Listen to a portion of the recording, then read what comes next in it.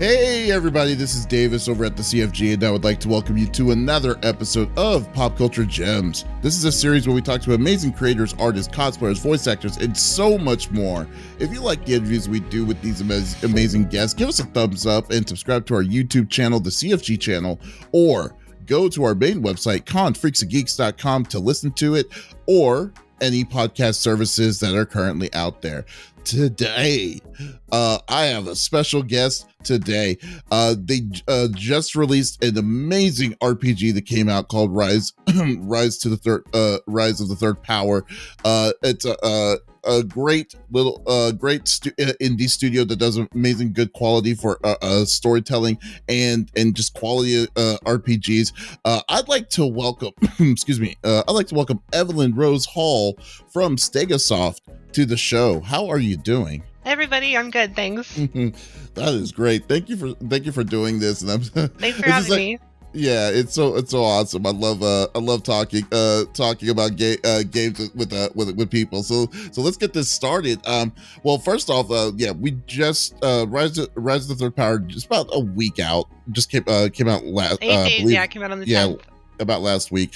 The story of Rise of the Third Power is incredibly intricate, and and it's virtually impossible. Like when I was playing it, it was virtually impossible to know like what was going to happen thanks to the twists and turns that it had. How long did it take to make a story, like a story of that incredible game itself? First of all, thank you. That is actually a really complicated answer, so I'll try and keep it short. But so I started making this game all the way back in 2008 as a hobby project. Now, I didn't continuously work on it this whole time, so I worked on it for like about a year, and then I went off to college and lived my life. And then I decided, after we released Arafel, I decided to come back to it, and a ton of work was already done, so I didn't want to start over from scratch. But I also was a much better writer at that point. I suppose it was 2016 when I got back to starting it. So I had to rework the story, but still make it fit all the elements that were already part of the game. It's like the general plot structure had to remain the same. Otherwise, I'd have to completely tear it apart, and you might as well just start over from scratch if you're going to do that. So I've spent a total of 7 years on it, like in pieces, but when you're talking about like how long does it take to write an intricate story like that, it's hard to say when you started it when you were a much worse writer and then had to rework it and force it to fit the game that you're already making. Oh no, I totally understand. But like you said, this was a passion project. You said initially, so this was back. So initially, the seeds were started in 2008, but like, but then you kind of came. But then it was off and on 2016. Like, was 2016 the start of the beginning of the process of the game itself, or like would you say that would be the true start of the game? Okay, so I didn't really touch it. Like I started in 2008, finished it in 2009 or something around there. I don't know exactly when I did it. And then I didn't touch it again until we released Arafel, and I was like, all right, I can actually do this. So now I'm going to pick up this much bigger, more complicated project. And then that's what we were working on until February 10th. I'm just surprised because like usually like when you I mean I play a lot of indie games. I love indie games, especially let alone RPGs because I love storytelling. But like when I was playing this one, I was like, this is actually more like complex than I was ever planning or anticipating. And I was just thinking they must have like the creator of it, you must have had a field day to set all this up. And I have to applaud you on it because Thank you. I was I definitely was in it. Like I was in it, like to mess around with it. So yeah, that's so I definitely loved what you did in it. Yeah, thank you.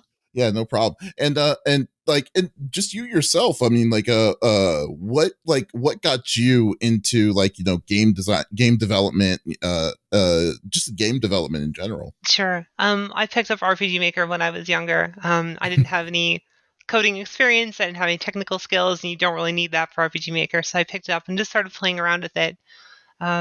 Goodness, it was RPG Maker 95 is the first one I picked up, like when I was 17, Oh, wow. 16. Yeah. And I just played around with it, and I just never stopped. That And is, even when I did when I got back to Arafel and then Rise Third Power, most of the work that I did was still the same. And then my business partner, who goes by Frost, um, he's the one that did the combat system, did the UI, did all the battles, did all the gameplay stuff that some you would need coding experience to do, as well as a lot of the design features around those, like the talent tree and stuff like that. Um, but most of my work remained the same from my RPG Maker days. So I didn't really have mhm. to learn too much new stuff aside from just managing a giant story. Oh, I see. I got you. Man, like RPG makers, like I love the games, and like, did you actually make a game like completely out of it, or did you just kind of tweak and mix in whenever you used When the I RPG maker? when I did Arafel, which I released in 2005, I think. Hmm. Um, so that was part one of what was supposed to be a part 10 series, and I realized that was stupid. And I there's no way, it was ridiculous, but I was a kid, I didn't know what I was doing. So when I came back to it, I found a way to like work the story to have an ending at that game, so it turned into like a 20-hour game or something instead of a 100-hour crazy epic. But anyway, um so I would say I probably started dozens of little projects that I'd work on for a week or work on for Hmm. maybe a month, and then I'd be like, this isn't going anywhere. I don't feel anything about this. And it wasn't really till Arafel that I finally got to something that I really loved. And then after I stopped working on that, I did another like 3 dozen little random projects that didn't go anywhere. And then I got to Rise Third Power, and it finally clicked again. And it was actually like really depressed leading up to that, because I was like, everything I make is, I was like a really self-loathing creator kind of thing. Like, everything Oh. I make is trash. I hate myself. And then Rise Third Power clicked, and I was like, oh, thank God. Oh no, that's so crazy. Yeah, that's crazy. And now with like Arafel itself, because like actually was, I'm glad you brought with Arafel. Now, is Rise of the Third Power to the Third Power, is it in the same world as Arafel, or are these two totally completely different kind of games? Like, are they? You No, don't. no comment. We haven't we haven't decided yet, but it wasn't planned to be, and so I actually have a story in mind, like how that would work and why it would make sense, and I could actually Mhm, connect the two stories together. Um, but I really don't like the idea of just deciding that after the fact without really planning it together. Like, what if you mhm. found out like the Game of Thrones universe actually took place in the Lord of the Rings universe, and they just kind of decided that after the fact? And even if they could make it work really well, wouldn't that feel weird? That Wouldn't that would feel like be it like, shouldn't? Not yeah, to no. compare my work to Game of Thrones and Lord of the Rings, but like it just feels like an after the fact decision feels bad.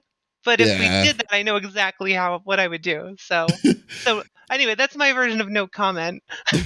You have like a safety net, just like a safety Yes, net exactly. scenario, Like if I just just in quit, case. just have to do it, then I know what I'm gonna do. But I hope that, I that don't decide to do that. But I don't know me, so we'll see.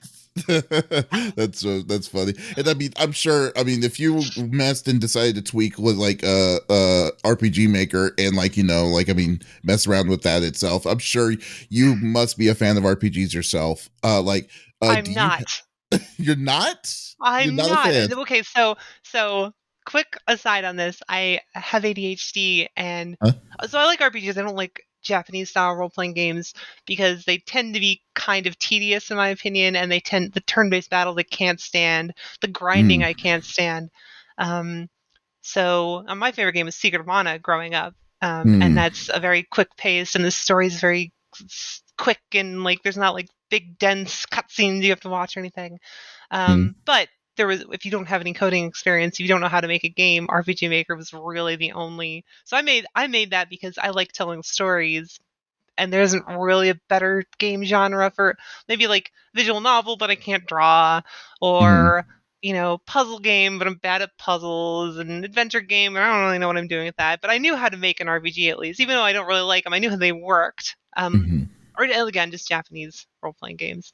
Um, Okay. So, so but like they're Witcher, stupid, I is what I'm mean, saying. but I mean, like, so like but was it like Witcher, Dragon Age, anything of like any of those kind of sorts? I played Dragon Age, so yeah, those are a little. I think it was really the turn-based battles and the fact that you had to often grind them. So like I really wanted to like Final Fantasy VI, I just couldn't do it.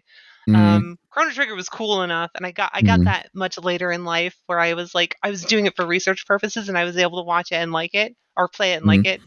Um, and like Baldur's Gate 2 is my second favorite game of all time, and that's a really RPG. Yeah. But generally speaking, I just get so bored. You know, it's actually funny. You're not the first person that someone on my staff actually loves Oh, really? RPGs. Yeah, she loves RPGs, but it's funny because she streams it on her Twitch page, and I love watching her because oddly enough, she says the same thing. She hates turn-based RPGs, but then I was like, Yeah, then how do you like RPGs? But then you play them it's and you just, complicated. but that's Don't question it. Just move past it. oh, I'm perfectly fine with it, but I'm just like, wow, that's quite interesting. Okay, but We don't like, know either. so what drew you into like wanting like? So you saying? So did you say? Would you say that with your storytelling in the stories that you made, Hmm. the RPG genre was the better fit for like just for you, or like for you to kind of portray what you're trying to give out, like to give out? It was just the best. Yeah. Uh huh. So I originally, I mean, and this is when I was young. I was like 15, 16. I tried to get into novel writing, and my ability to write prose was just not there. And I've tried that on and off over years, and I'm terrible at it. It's terrible. I sound like an idiot. But I'm really good at dialogue. Mm-hmm. So that leaves what, like script writing or playwriting or video games, because there's not prose in that. And then it turned out I was good at putting maps together that were pretty, and putting together cutscenes that felt believable, and like these little teeny sprites moving around, but it felt kind of real and felt kind of natural. Mm-hmm. And those are, I don't know why I would be good at that, but when I started in RPG Maker 95, I was just like I could tell that I was like doing that at least at a level that was competent. Um, and I never looked into anything else, honestly. It was RPG Maker until 2008, and then me and Frost decided that we wanted to try and do this professionally, and then we got Airfill out, and then we got Redstone Power out. So Oh, that is so good. And I will have to say though, because like I mean, Frost must have done. He said Frost did most of the intricate, like the stuff within the hmm game itself. I have to say yeah, though, so I'm assuming the big thing that the big thing was the accessibility features that was added to the game in the battle sequences. Because like, like story uh, mode. oh my god, I was That like, was all me. that was you. Okay, so that Demanded was there was good. story mode. Because I was like, because don't get me wrong, I like turn based, I like to grind, but then Sure. you get to that point when you're like, I really don't want Enough to fight this already. person. Yeah, it's Yeah. like I just want to just hurry up and go on, and I was There's like, a lot of. I'm sorry. Go ahead. oh no, no, go right ahead. What were you gonna There's say? just a lot of players that are how do I describe this? Like almost a purist attitude, like I'm being weak by Mm-hmm. skipping some of this stuff. But there are a lot of players that legitimately like it as well. Mm-hmm. And like I played a role playing game. I'm there for generally not the combat experience. I'm there for everything except combat. Even in action RPGs, Mm-hmm. that's not the part I care about. Um, so why not give them the ability to just blast through that? And if they want to experience, I don't care. It's not cheapening the experience, but I didn't really like. Maybe Frost is like skipping my battles. These jerks. Oh, if I ever had a chance to talk to Frost, I would love to. But like, but the whole thing was just like, well, okay, it's funny because at first, I'm not gonna lie, I used to be that way too, kind of like an elitist. It's like, oh, if you're gonna play the A lot of game, you people gotta are, play the yeah. game, yeah, yeah. But then, okay, so but then I was playing a game. I actually recently I just playing. We streamed too on our Twitch. Shameless play, CFG Games. Hmm. We go to I was playing Chrono Trigger, and the Chrono Trigger version of the game was the handheld version, and the handheld version they added a new area called Lost Sanctum, and Oh. there's this part in it that allows you to go. You have to go up a mountain, like traverse the mountain, but you have to ping pong. The mountain into two different time zones, like in the 65 billion years to Oh, 650 I years. see. Yeah, but you had to go all the way up. While fighting all the way up, the monsters stayed the same level while you are overpowered, and you just have to keep on going in and down. You have to go up this mountain Oh. like 15, 20 times. And I'm like, this is it took me 4 days because I only have a slot, like a 1 hour slot to play this, and I'm just like, this is insane. Why can't they Yeah. just skip it and then do it? So I don't get what yeah, they were thinking there. yeah. And so like that's Maybe the some kind of people liked thing it, but I don't get it. I don't see how someone would, because like I was like, man, I gotta love, like I have time, I have stuff to do and things like that. But no, what I loved about the about your, like, even mixed with the accessibility option to just skip the story mode, like the battle system itself in Rise of the Third Power is fun, and it is legitimately Yeah. fun, and and it's not just the regular hit stick kind of turn based RPG, which is Mhm. definitely, so kudos to you, to Frost Yeah, and yeah, we y'all both y'all put to a do lot of it. work into that. He did the technical part, and then, Hmm. I just kinda helped with the design. It's mostly him, but I definitely contributed. But Uh, yeah, for that, we were really I mean, the fact that I don't like those kind of battles, he does like them. mhm. I don't know why. We never talked about it, but he likes them. But the fact that I didn't, I think, helps kind of cut through the stuff. Like, we got rid of the auto attack, like the normal Mhm. attack. There isn't, you have to use skill every time, and your mana recharges halfway after battle. So you really want to use your skills, and you don't really want to hoard magic between fights and stuff the way you would in Final Fantasy VI and save it up to blow up a boss. Um, and just forcing you to switch your party, like exhaustion mechanic in the game, which is as you fight battles, you accrue exhaustion, and your Mhm. party members get tired, and you need to swap, you need to bench them basically, and that was done so that you were forced to change your players. You're forced to use skills. You're forced to change your characters out. All the enemies have like different, like really distinct strengths. They will either blow you up or they're really hard to kill. And you really do need to think about your party comp and swap out sometimes. And all of that was just to avoid mindlessly button mashing through, endless Final Fantasy VI enemies. I don't want to dunk on Final Fantasy VI. Like, it's a beloved game, and I really wanted to Yeah. like it, but I was just like, I just can't. Hey, but then again, I'm not saying that you're knocking it, but at the same time, in a different point of view. But I think because your point of view of you not liking turn based, it actually does Hmm. I contribute agree. Yeah. something, yeah, in the RPG genre itself, especially this, like, with it. So I mean, I think because of that, I think it made it somewhat better, from being on the outside of being someone from the outside of not normally liking that stuff, to Yeah. actually add to make the experience better. And I think that's what maybe that's what I really love about, besides the story in Rise to the Third Power. I Yeah. mean, I just love it too. So. Frost did an amazing job with the combat. Our Arafel got caught some flack for being a little too simplistic with the combat, but this is our first outing, and we didn't want to innovate too hard because there's a formula that works, and we didn't want to completely stray from it. So we just tried to innovate a little bit, and we could have done a little bit better, especially like on trash. Like, bosses are really good, but the trash enemies are a little repetitive. So we tried to Hmm. fix that in this one, and we added a bunch of features to do that. But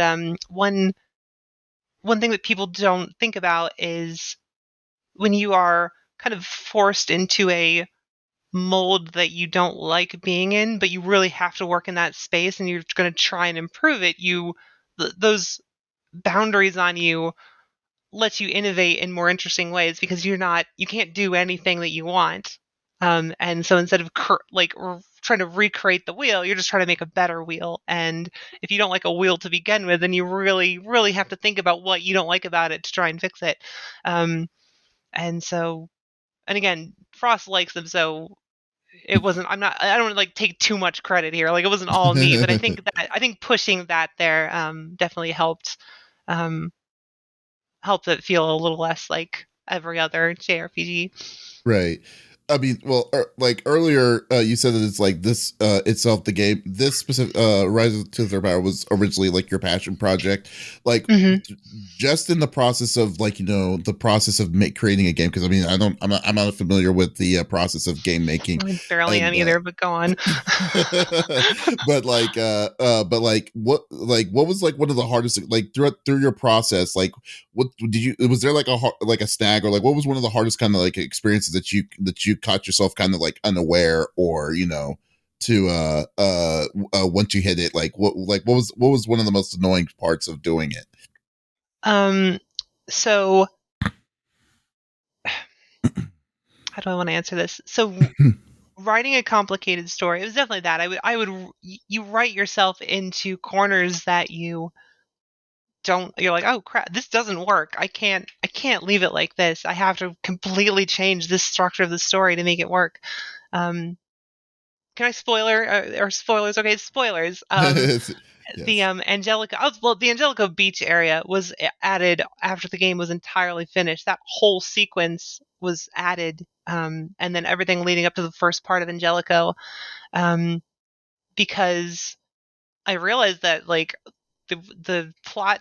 The theme that I was trying to get and like the way the plot was going, like it made sense, but it didn't work on a like reader's enjoyment level. Like it just isn't gonna Mhm. click. So I had to add that whole area after the fact. Oh man, it was a shipwreck too. Goodness. But anyway, I had to add that whole thing after the game was basically done because I played through it and I was like, this doesn't work. I have to fix it. And there's a bunch of stuff that I had to cut out, and it felt like it worked on paper. That was the big thing. I wrote it down, I planned it out, it seemed like it was nice. I think in a novel it would have worked fine, but then when you play through in a game, it just isn't the same experience. And I mean, I've months of my life were spent reworking or remaking or deleting cutscenes and major parts of the story because I was just like, all right, well, it just doesn't. I give up. Let's redo it. That is, I mean, yeah, that would sound very well. Actually, come to think of it, you said the game was done, then you had to make a new area, so just so the I story mean, made done in sense. the like my part of the game, like the Oh story yeah, was done, the yeah, dungeons were finished, like there was still a lot of technical stuff to do and beta testing and all that stuff. yeah. So Hmm. it wasn't like we delayed because of that. We delayed because we bit off way more than we could chew, but we got it done. But yeah, I mean, the game was my part of the game was essentially done, and I played through it, and I hit this, and I was like, "Gah." Well, how big? Like, I was actually kind of wondering, like, how big is y'all's team? That worked on this itself. Is it just like, was it a small team that did, or? It was a small team, so me and Frost are the only two like official members of Stegosoft, and everyone else are contractors. So we worked with. No, that's not true. We have our lead artist who is. I don't know if she considers herself formally part of the company or just kind of a contracted lead artist. But I've known her for years, and she's amazing. Mhm. It's Melissa Saunders is her name. But she hides from social media, so you can't find her. But Melissa Saunders is awesome. But we worked with Carrie Lake and Daku on Twitter and like Ivan Garcia Filho and Gabriel and they all and Fabio Fontes and I'm gonna leave people out. Willie Pixels and Jacob McNatt and there were more people who I didn't mention. I'm sorry, I love you. So they were all contracted at different points to help us with the part of our skill set that just wasn't there. Right. So like Ivan did those really neat battle animations, for example. He's the one that took care of all that for us. Um, and so two people on the team officially, but then a bunch of Ashley Wickstead was another one. She did like a lot of the icons and she did the monster designs. Anyway, so we formally on the team two people and then a bunch of contractors, and I hate to say like what was the team size because I don't know if the Oh contractors yeah. really think they're part of the team or if they were just like we were helping out, but we couldn't have done it without them. Calpon did the portraits. Okay, I think that's everyone. If I left you out, I'm sorry. No, it's all good. It's all good. I was just like, I just wanted to know because, like I said, like, because the style of the game itself. I mean, that pixelated, Benjamin 16-bit Civello style. did the sound effects. Okay, done. Oh man, just like I was wondering because I was like, man, the styles. I mean, the towns, all the different kinds of things. I'm sure that, like, I mean, I'm sure it was very like strenuous to do all of this for, especially as long as the game is, because it's not like Yeah, not a yeah. simple game. And I was like, I hope it wasn't a 2-man team. That's what I Oh was God. hoping Yeah. Well, because for like all of even the this. work that we did, like I spent 7 years on this game, and Hmm. granted that was a lot of that was reworking old stuff that didn't work anymore. But man, like if we had to like do everything from scratch ourselves. That would have been a nightmare. So thank you, Unity, for existing. I know, right? Yeah, Unity is such a powerful tool Oh, on it's that like in such a itself. yeah. It's like it's a bad rap because it's so same thing with RPG Maker. It's really easy to use. So people who aren't, I don't want to say very good. That's crappy. People who aren't very good, sorry. Savvy. Let's just Um, say savvy. sure, Savvy. Yeah. sure. Wink, wink. They it's very easy to pick it up and just throw something together, and it gets a bad rap because of that. But I mean, it's an awesome tool, and like people can create some amazing stuff with it. Um, so yeah, That's cool. I guess that's I the mean, con. well, that like and as a company with Stegosoft Games, like I mean, I don't know if you wanted to like say like I mean maybe it's too early to know, but like Hmm.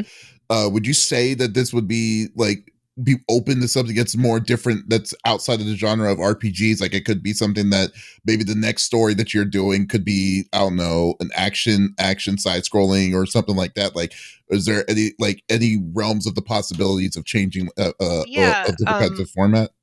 I I don't want to. We have some stuff in the pipeline that is not. I should say pipeline, but like in the drawing board that is not JRPG. I think the next game probably won't be a normal JRPG, but Frost is taking the lead on that one. We won't be reworking one of my old projects. We're going to start from scratch on this one. And so that there'll probably be news on that in 6 months or something like that. We'll have an announcement for that. I know if we do the Rise of Third Power sequel, I am comfortable saying that will be a tactics game like Final Fantasy Tactics as opposed to a normal JRPG. Oh, that'd be pretty cool. Strategy game. Yeah, That'd be very cool. yeah. Uh, Fall of the Third Power is what that one will be called.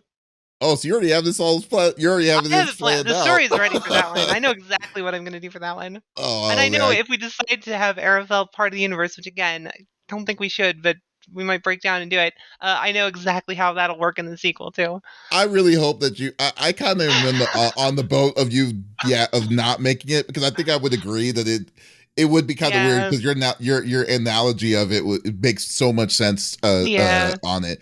But like now, and another thing I was actually really wondering about because like I mean because of the times and stuff, just to kind of get this game out to people. Usually, I mean for indies like some of the big things is going to the shows to promote the event itself out Hmm. like Indiecade and all these different kinds of events and stuff like but since you were very limited on that for the past couple of years and stuff like how hard was it to kind of get the word out because I mean I would love to like I mean because to be honest with you when you play a good a good RPG let alone good like JRPG style that like Rise of Third Power Sure. is it's like you want everyone to check the sucker out like, was there a process or something? Like, or was there any kind of difficulty on kind of spreading the word about this game itself? Yeah. So we work with Dangan as our publisher, Dangan Entertainment. And they've been awesome to work with. They're super supportive and have been really sweet to us and clearly really care about every project they work with, including ours. So they kind of handle all the promo stuff, but there's just a lot of stuff. There, trade shows and conventions and stuff that just didn't happen. And we released Arafel in like March 2020. That was like right when this was picking up, and right when they canceled the NBA season or whatever. Hmm. Like I don't like it was shortly after we released the Yeah, game, you're if I right. remember right. Yeah, it was So around March, mid March, because it was like after my yeah, birthday, everything shut okay, down, and I was like, oh yeah. wow, yeah. When they canceled, because I knew it was like I figured it was like another SARS or another whatever, Hmm. bird flu kind of thing. And then they canceled the NBA season, and I was like, oh, okay, are we all gonna die? What is this? So anyway, that's total tangent, but yeah, so like they just started canceling everything after that, and that was right when we released our first game. Um, so things are like kind of opening back up at this point. So we'll see what Red Third Power can actually get into. And then there's like so many games. Like every year there are more and more games. Like the market just keeps swelling and swelling and Hmm. swelling. So there's a ton of competition out there. And so Especially yeah, for short indies, answer yeah. is yes. It's been really hard to do that kind of stuff. Mhm. I mean, yeah, I mean, yeah. Well, especially like I said, especially with indies and everything is just like okay, gaming now. Like back in gaming in the '90s was like, oh, okay, Hmm. there's gonna be. It was so much lighter, but now since everyone can so much self develop and self publish kind of things, it's Yeah. just Oh, it's very competitive, but no, I'm I think definitely. so I released Arafel before we so I released the RPG Maker version of Arafel on Steam in 2016. And that I think was the last. I mean, they were still doing Steam Greenlight back then, where people had to like vote on games, and you had to like pass a threshold, and those games would get to go. I think that was the last year they did that, and then after that, it was just like you pay $100 fee, and every game goes on there. And so like once they did that, and I'm not saying I don't know if Steam Greenlight was a good idea or not. I'm not saying like I like the idea of anyone being able to post their game, but it does have the deleterious effect of just this explosion, and it's like so much stuff to wade through. Yeah, And I was so and actually we've definitely yeah. like go ahead. Oh, I was gonna say I was actually kind of I was impartial with the green light process. I did like it. I think for the as Yeah, an indie developer, it's really good. But at the same time, it seemed like it was anyone could buy their way to get their game in, it really game could. aware Yeah, if your into game is it. even and at the end of it, if your game is even halfway decent looking, you were getting through. So it didn't even it just stopped being an actual gate. And I don't like the idea of Steam gatekeeping anyway. Like a big Hmm. corporation, too much power. I don't know. I don't like that idea. Hmm. But it's just there's always different. The balance is always kind of shift a little bit because Yeah. nothing is like pure good or pure bad. So That's very true. I mean, you kind of, it's like I call it a necessary evil because it's just like I would you, agree. yeah, you would have, I mean, no one, you won't make anyone happy and people probably be mad at you because of you do the way Yeah, of those decision makings. But at the same time, someone has to make those decisions for it to kind of make it as fair that's as the way it is. possible. Yeah, but that's so great. And I mean, and I think like, and I'm assuming like, your game like Rise of Third Power itself should be like be able accessible when the Steam Deck comes out. I'm We assuming, got right? an Like, update on that. I think we're good to go on that. But there might have been like one small issue that seemed really easy to fix. But yeah, I think we should be good for Steam Deck. okay, that because like yeah, that is good. Steam But Deck man, is cool. I'm really excited for Steam Deck. I messed around with it a little bit, and I'm just like, Oh, did man, this you? is yeah, this thing is it is so nice. It's like it's literally a computer in your hand, and it's just Yeah, very but it's like we're now at that part where it's like you're having a powerful handheld system yeah, that can take care of like your own Steam library. Is like, man, we're yeah. like It's so cool. so impressive. It's like I was just like, this is just crazy that Next time I technology go has to gone Los this far. Angeles from Cleveland, it's going to be a much easier trip once I have one of those. No, right? It's just having the laptop out or whatever on your Yeah. plane trip. Ugh. Totally right. Oh my gosh. Anyway, but it is so great. No, but like I am just amazed. The one I got one final question for you Okay. itself about it. Overall, with Rise of the Third Power and like Arafel, like just you're I mean like you said, this is like a long time thing happening with with this game itself. Like how much are you going to actually have time to relax for yourself until like you decide to be like, you know what, let me just take a small break and I, so you don't go into the next project. so after it's funny you should ask that. So after Arafel, I was burnt out. This is 2016 version of Hmm. Arafel. I was completely burnt out. I had just gotten married actually. Like were doing the beta test while I was in Louisiana getting married. Yeah. And yeah, it was terrible. It was terrible. I should not have done that. I should have pushed the release date like back a month. There wasn't any reason not to, but I didn't want to. So I was doing beta testing while I was hanging out with her family, and it was rough. So anyway, after that, I got home and I was like, I am not. I'm going to take like a 4 month break. I'm going to go back to waiting tables or something. And then like within 2 weeks, I was like, but Resident Power though. So right now we just released, and I'm like, I am ready to be done for a little while at least. And then I have a feeling like in a couple weeks I'll be like, yeah, but the sequel though. It's like it's not gonna keep. It's just gonna get you on to the next thing and just worry about. Oh man, it's just it's kind of like you're punishing yourself, but at the same time you're like but I like it. I That's like the it. kind. It's I like good. it. Oh man, Evelyn Rose Hall, thank you so much for doing this. I really appreciate it. I would like this part to be like a place to plug in. Is there anything you'd like to plug in? Of like Stegosoft, the game itself, like where people could see you at, like what Yeah. what's up? Well, Resident Power is available on, and Arafel, both available on Switch, Xbox, PS4, and PS5. I think they're on both. It's on Steam, GOG, Epic. You can find it anywhere. Stegosoftgames.com is our website. I'm Pixie Freaking Sticks on Twitter. Dangan Entertainment is our publisher. They've been so awesome to us. Please check. They have awesome games, so definitely check them out. And that's probably enough. I'll stop there.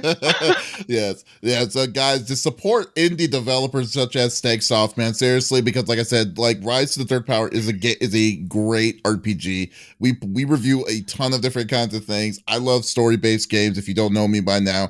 But but this one is definitely one to check out. I would strongly suggest to check it out. Yes, thank you guys.